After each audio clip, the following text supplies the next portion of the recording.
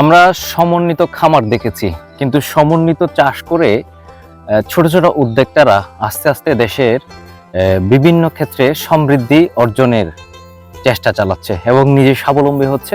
পাশাপাশি দেশের যে চাহিদা এবং কৃষি পণ্যের যে চাহিদা সেটি দেশের মধ্যে পূরণ করার চেষ্টা করছে ছোট ছোট কৃষি উদ্যোক্তারা। আজকে এমন একজন উদ্যোক্তার বিষয়ে আপনাদের জানানোর চেষ্টা করছি। চট্টগ্রামের হাটহাজারীতে মিশ্র সবজির চাষ করে সফল কৃষি উদ্যোক্তা মোহাম্মদ হাবিব। সরজমিন পরিদর্শনে গিয়ে দেখা যায় পৌর সদরের ৪ নং ওয়ার্ড চন্দ্রপুরস্থ তার বসতঘরের আশেপাশে ১০ শতক কৃষি জমিতে বিভিন্ন ধরনের শাকসবজি মিশ্রভাবে রোপণ করেছেন তিনি। ফলে কমেছে আগাছা পরিষ্কারের ঝামেলা এবং পেয়েছেন একই জমিতে প্রায় ৫ থেকে ৬ ধরনের সবজির ফলন। একই জমিতে বিভিন্ন ধরনের শাকসবজি রোপণ করে ২ থেকে ৩ গুণ বেশি ফলন পেয়েছেন তিনি। উপজেলা কৃষি সম্প্রসারণ অধিদপ্তরের সহায়তায় ও তার পরম যত্নে এসব শাকসবজিগুলো চাষ করেছেন এই কৃষি উদ্যোক্তা। এ বিষয়ে তিনি জানান, একই জমিতে বেশি ফলনের আশায় পরীক্ষামূলকভাবে তিনি মিশ্র সবজির চাষ করেছেন।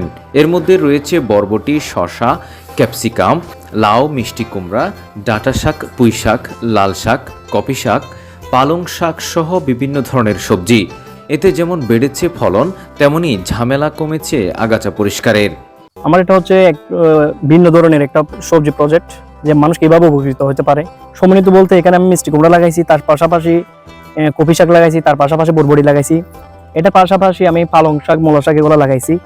ঘনত্ব করে লাগানোর কারণ হচ্ছে আমার লেবার খরচ কমছে। একই জমিনের মধ্যে আমি ৩-৪-৫ রকমের ফসল পাইছি, যা মানুষ এক একটা জমির মধ্যে এক একটা ফসল করে। আমি একটা জমিনের মধ্যে ৪-৫টা ফসল করার কারণ হচ্ছে আমি কিভাবে কিছু বাড়তি টাকা উপার্জন করা যায় এই চিন্তা ভাবনা করে আমি একটা সমন্বিত খামার কৃষি প্রজেক্ট করলাম। এটার মধ্যে কিভাবে আমি উপকৃত হব বা লাভবান হব এর চেষ্টা করতেছি। তারপর BCD+2020 কাঁচামরিচ লাগাইছি, মোটামুটি এখনো রানিং চলতেছে, এখনো হারভেস্ট হয় নাই, ফলন আসার উপযোগী হয়েছে আর কি। ইয়াং জেনারেশন বিভিন্ন ধরনের মাদক দ্রব্যের মধ্যে জড়িত হয়ে যাচ্ছে। আমার মনে হয় বিভিন্ন ধরনের এই নেশা থেকে কাটাতে কৃষি কাজের মধ্যে যদি আগ্রহী হয়, তাদের নিজস্ব কিছু প্রফিট আসবে এবং তাদের পরিবারে কিছু স্বাবলম্বী হবে।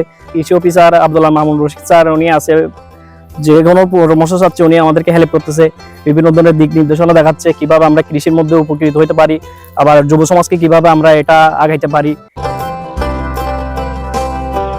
এ বিষয়ে হাটহাজারী উপজেলা কৃষি অফিসার মোহাম্মদ আল মামুন শিকদার জানান, আমাদের হাটহাজারী উপজেলায় বিভিন্ন ইউনিয়নের কৃষকরা একই জমিতে বিভিন্ন ধরনের শাকসবজির মিশ্র ফলনের উদ্যোগ নিয়েছেন। এর ফলে কৃষকদের পাশাপাশি লাভবান হচ্ছে উপজেলাবাসী। তিনি তরুণ উদ্যোক্তাদের এভাবে এগিয়ে আসার আহ্বান জানান।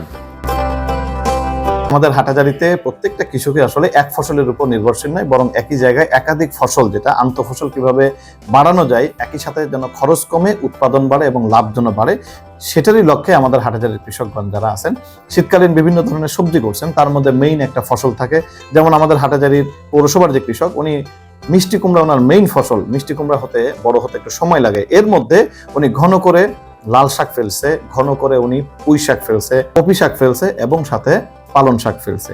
এই পালং শাকগুলি 20 থেকে 25 দিনের মধ্যে এগুলি হারভেস্ট হয়ে যাবে। যদি উনি খালি রাখতো তো এই জায়গায় আগাছা হতো, এই আগাছাগুলি পরিষ্কার করার জন্য তার এখানে শ্রমিকের খরচ হতো, এক শ্রমিকের খরচ হতো, ওনার কোনো আউটপুট হতো না। অথচ এই জায়গায় উনি ইন্টারক্রপ বা আন্তঃফসল করার কারণে লাল শাকটাকে উঠিয়ে ফেলছে, একই সাথে আগাছা উঠছে না, আগাছা পরিষ্কার করার খরচটাও কমে যাচ্ছে, লেবার কস্ট, এবং উপরিভাবে উনি এই লাল শাকের থেকে উনি টাকা পাচ্ছে, পুঁই শাক থেকে টাকা পাচ্ছে, এই কপি শাক থেকে টাকা পাচ্ছে। এই অল্প সময়ের মধ্যে যেই সময়টা ওনার ফাঁকা যাচ্ছে, সেই সময়ের মধ্যে গাছটা বড় হওয়ার মধ্যেই উনি একসাথে 5টি ফসল উঠিয়ে যেমন নিচ্ছে, আগাছার খরচটাও বেঁচে যাচ্ছে, সাথে এই বাড়তি ফসলের লাভটাও আমার কৃষক পাচ্ছে।